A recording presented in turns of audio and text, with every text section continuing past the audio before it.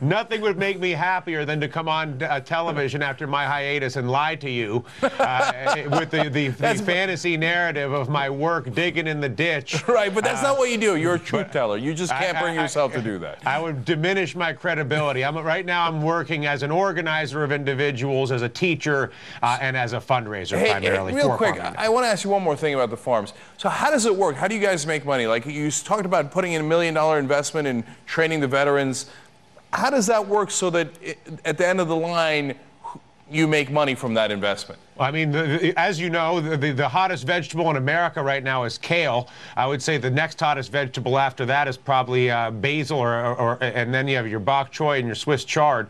And the fact of the matter is, we're able to sell we're able to grow, 3 to 5 times more of it than a traditional farm, and we sell it at Whole Foods, we sell it at Jimbo's, we sell it at Albertsons, we can sell it at Wegmans, but right now it's primarily at the Whole Foods, Jimbo's, and Albertsons, and we make money the way any business would.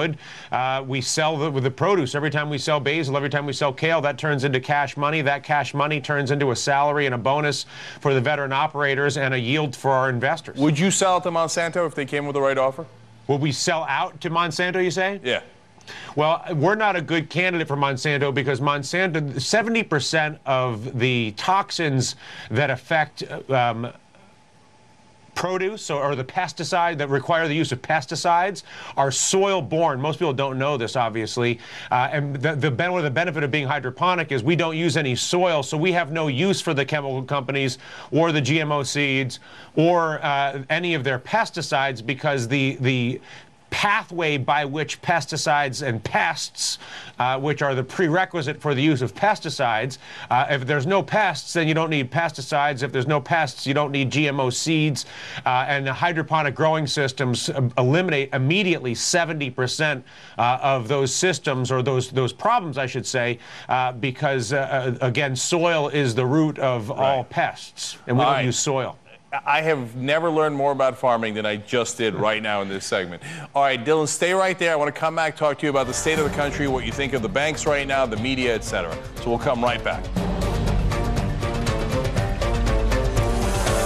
It is not the fact that they are Muslims that makes them terrorists. It is the fact that they are terrorists that makes them terrorists. Just to fail to make that distinction is to risk a scale of conflict and a scale of disenfranchisement and alienation on this planet that may be convenient for TV ratings and votes, but is an abomination for the human beings who will populate this planet, and it's a lie. It's not competing to serve the customer. Everybody's competing to shed risk to the taxpayer. And shedding risk is not capitalism. I'm not defending the shedding risk is stealing. Thanks. You just steal our money another year. We'll wait for you to win, buddy. We don't need to worry about it till you guys win.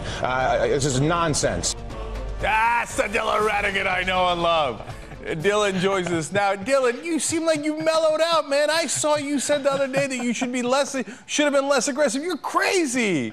I mean, you know, listen, I believe that headline, I saw that's a misinterpretation. I did not say that I believe I should have been less aggressive. I said, or what I intended to say, maybe I did say that, but what I intended to say was that I believe that my capacity to enroll more people in solving problems may be better enhanced through showing it than through telling it. And that's really what you're seeing right now from me right now, Cenk, is the beginning of that. It may seem a non sequitur to be out here in California working with the Marines in hydroponic organic agriculture, but rest assured, it is all part of my grand scheme to show really a path forward that is not tied to fighting with Democrats and Republicans. Do you ever get a jonesing to go back on TV? Like, do you wake up in a cold sweat on a Wednesday going, where's my producers? I gotta say something here. I did. It was interesting for the first, especially it was hard. As you know, I really made a conscious choice not only to avoid TV, but I didn't send a single tweet and I did not engage with anybody outside of, the dog I was walking at the time or the basil I was growing at the time from last June until about the end of last week. And the election was a little challenging for me at times, but I'll tell you what, I would turn on the TV from time to time and I would look at you and I would look at a few other folks, and you do such a good job, and there's a lot of other folks that I think are doing a really great job right now of holding the utterly corrupt and disgusting Democratic and Republican Party and the whole conflict migration, the whole sort of stench of the sewer back in Washington is being held to pretty good account by a lot of folks right now. So I feel that a lot of the things that I would say or that I would like to say are being said. They're just not necessarily coming out of my mouth at the moment, and that gives me a little bit more comfort. And I feel that in some ways it gives me the cover to go and do the work that I'm doing to build a really large national workforce that can resolve a lot of the problems that I don't believe Washington ever will. When you started talking about the sewer and the stench of Washington there, I was like, there he goes. Okay, so engage with me a little bit. Okay, look, since you've been off TV, has it gotten any better, or is Washington just as corrupt as it's ever been? I would say it's more corrupt than it's ever been. There's a smugness now, a comfort in both in President Obama and the Democratic leadership, as well as the Republican leadership, that they have so thoroughly gerrymandered every electoral district, that they have so thoroughly rigged every significant policy, specifically on health, finance, taxation, trade, and energy, that they believe that they are in effect untouchable.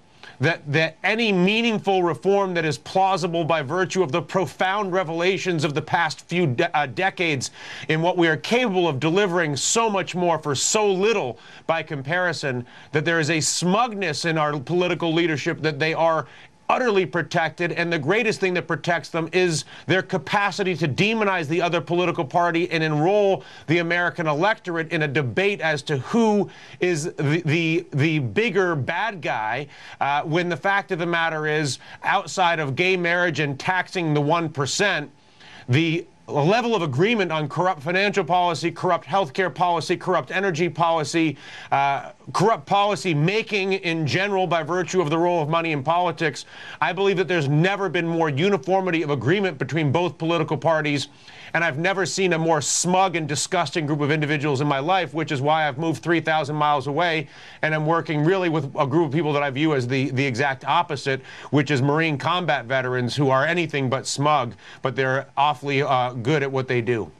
It's a great Dylan Ratigan blast. I love it. Okay, so that's your little dose. I'm trying to keep it under control over here, Cenk. You know? No. I don't want you to. So that was a good little fix. That was a good little fix. All right, stay right there. I want to get more of that. I want to ask you about the banks. That'll get you going.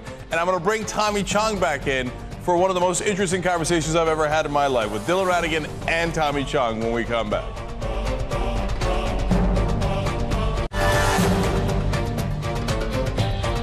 All right, we're back on the Young Turks. We like to have an interesting combination of folks here at the Young Turks, and I think we've accomplished that today, because here in the studio is Tommy Chong, and right there is Dylan Ratigan. Now, that is a very interesting combination of folks. Now, Tommy, Dylan's working on hydroponic farms. Yes, I'm familiar with hydroponics. Oh, you are? Very familiar. And the people you know that work on hydroponics, what do they grow? They grow marijuana. Oh, they do? Yep. Oh, interesting. Yep. Dylan, you guys got any of that over there? Well, I mean, I would like to issue actually a letter of gratitude to Tommy and all the hydroponic marijuana growers in the world, not just here, but in Holland and elsewhere. Much as porn made the internet, the cutting edge of hydroponic lighting and water flow and nutrient film technique that really has been perfected as a result of the marijuana industry is the very techniques that we are now benefiting from to yield incredibly nutritious kale, bok choy, Swiss chard, basil, bell peppers, you pick it. So, Tommy, thank you. Yeah, it's and hemp itself is a very good food source. I mean, bear in mind, in Holland right now, not only do they use it to grow marijuana, there are so many hydroponic greenhouses in Holland that vegetables out of Holland have become an export product. You can see the hydroponic greenhouses in Holland that grow the gambit of vegetation and marijuana from outer space. And really all we're talking about is a growing technique that harkens back to the Hanging Gardens of Babylon. Yep. So while it appears futuristic, all you're really doing is cultivating a direct pipeline of nutrition into the base state, delivering soluble salts into the root system so that you get a much higher growth rate in a much shorter period of time. And again, because of the incredible investment from the marijuana industry over the past couple of decades, the available technology for hydroponic kale farmers and basil farmers like myself is absolutely stunning. And because of the legalization of marijuana in so many places, while marijuana prices are declining, kale prices are rising. Yeah. So I didn't know the Hanging Gardens of Babylon was weed. Hydroponic. Did you know that? No, it's Weed? hydroponics. Oh, it was hydroponic. Oh, okay, it wasn't weed. Okay, all right. This guy, he can't get over it, Tom. Okay, No, hey, weed back in the day was just a weed. Yeah, They didn't use cultivate it. It was just, grew anywhere. It grows anywhere, you know. But the hydroponic was forced because of the illegality of it all. You know, you could grow a lot of pot in a small area. Well, but you look could at that. also So grow Richard food. Nixon brought some good to the world. He accidentally, you know, unintended consequences Yes. with his war on drugs and then Right. Reagan, et cetera, Yes. wound up getting Dylan some great kale. That's right. And that means, listen, so pornography gets you TED Talks on the internet. And you know, hydroponic weed growing techniques get you the highest nutrition kale in the history of the world. Yeah. It's true. Hey, And you know what else they got going? I don't know if you know about this, but they have some veggie fertilizer that's made from vegetable matter only, which is much healthier than the fertilizer made from animal products. The only reason they used animal products was because it was a byproduct. And so now there's a company out that I'm involved with that's making vegetarian fertilizer. I got to hook you two guys up. Yeah. Okay. I mean, we honestly, there's a reason the Israelis and the folks in the Netherlands and the Hanging Gardens of Babylon use the technique that we're using on the farms here in Southern California, and it's because it does not use, it uses 90% less water, so it uses no land, and it produces a higher nutrition, higher impact product in a shorter period of time. So, Dylan, one more thing for you on this topic. Do you think that marijuana should be legalized? Without, I mean, yes. I mean, that's not even really a question. When you look, I mean, do I need to speak to that? I almost feel like it's obvious. All right, there, it's done. So we're moving on. Okay, and is one of the reasons you're on a farm, Dylan, because we might have a financial collapse where it might, you know, the one thing that we would really need is food and everything else would be in question? You know, I'm not so pessimistic. I do. Really? I mean, I do think that the more hydroponic organic greenhouses exist in the more communities in America, the better risk hedge we have against a currency collapse and those types of things. But I'm pretty optimistic about the American people. I'm as optimistic for the people of this country's ability to resolve challenges on a community level as I am pessimistic for anybody in Washington, D.C. to do it. Yeah, well, so that's interesting. I mean, I'm kind of with you. I mean, I believe that's we have this whole pack to fight money in politics. It's called Wolf Pack, wolf-pack.com. As you know, Dylan, and you were there in Zuccotti Park when you know when I launched it and stuff. And because I believe in the American people, and they've shown, you know, we got 6,000 volunteers all across the country, et cetera. But Tommy, as I look at the current state of politics, it's hard to be optimistic.